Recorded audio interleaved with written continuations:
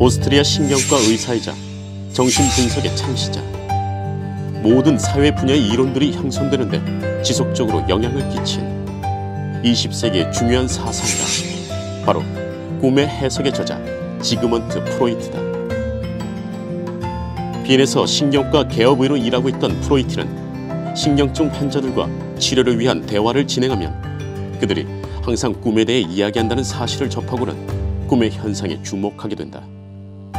그래서 프로이트는 분석에 착수했고, 꿈이란 단순히 어지럽게 나타나는 하찮은 것이 아니라 인간의 영혼에 대한 의미를 풀어주는 열쇠라는 점을 진단해냈다. 꿈의 해석은 단 600부를 찍었는데 다 팔리기까지 무려 8년이 걸렸다. 그렇지만 프로이트는 꿈에 대한 연구를 놓지 않았고 이론으로 발전시켜 나갔다. 출판한 지 10년이 지나 그의 저작은 훨씬 유명해졌고 세계 전역으로 번역본이 팔려나갔다. 꿈은 정신분석의 가장 확실한 토대이며 꿈의 해석은 무의식을 알기 위한 가장 좋은 방법입니다.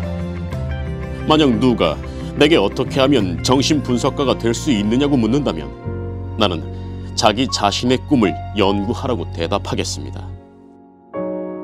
꿈의 해석에는 말 그대로 200개 이상의 꿈들에 대해 해석한 내용이 담겨있다. 프로이트는 꿈의 영역으로 들어갈 때 비로소 우리들의 영혼에서 실제로 일어나는 것이 무엇이며 우리가 실제로 누구인지 인식할 수 있다고 주장했다. 의식이 아닌 무의식이야말로 인간의 전체 사고와 감정을 규정하는 정신의 본질적 측면이라는 것이다.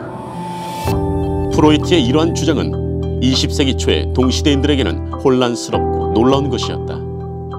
서양 철학은 인간이 사고하고 성찰하는 능력, 그리고 무엇보다 의식을 중요하게 다루고 있었기 때문이다.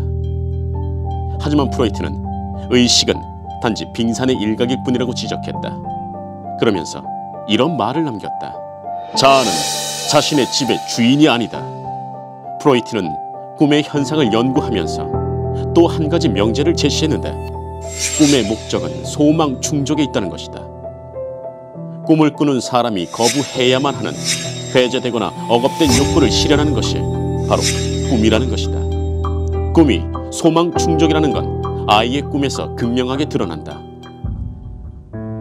배를 타고 아름다운 호수를 건넜는데 내리는 게 너무 아쉬웠던 프로이트의 딸은 다음날 배를 타고 호수를 건너는 꿈을 꾸었다.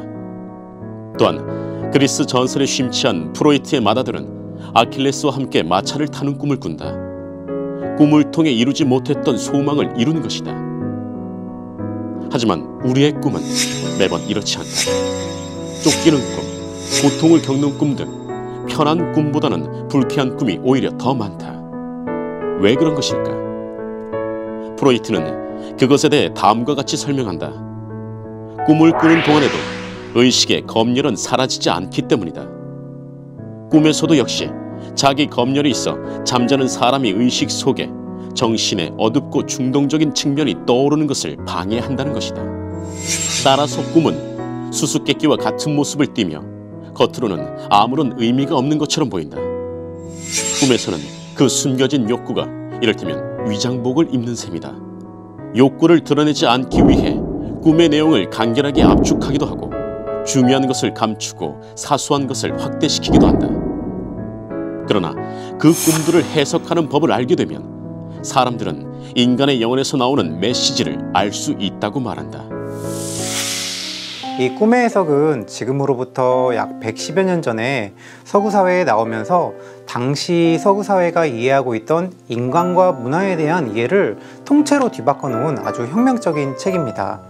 단순하게 프로이트가 대단한 것이 인간의 내면 세계를 분석했다는 것, 그것만으로 끝나는 게 아니라 꿈이라는 정신작용을 통해서 한 인간이 지금까지 어떻게 성장하고 어떤 경험을 해왔는가에 대한 이해를 하게 만드는 책인데요. 프로이트는 이렇게 꿈을 통해서 인간에 대한 하나의 성장 과정, 그리고 그런 경험들을 좀 더 깊이 있게 이해하려고 시도했던 부분입니다. 여러분들 어제 어떤 꿈을 꾸셨나요? 여러분들의 꿈이 나와 무관하지 않다라는 걸 인지하게 되면서 여러분들이 아마 읽게 되는 프로이트의 꿈의 해석이 좀 더 재미있게 익혀지지 않을까라고 생각합니다. 20세기 들어 아인슈타인이 과학적 인식에 대한 새로운 패러다임을 구축했다면 프로이트는 인간의 정신 구조를 인식하는 데 새로운 패러다임을 제기했다고 할 수 있다. 프로이트가 발견한 무의식의 언어는 이제 현대의 복잡한 이면을 설명할 수 있는 단서가 되고 있다.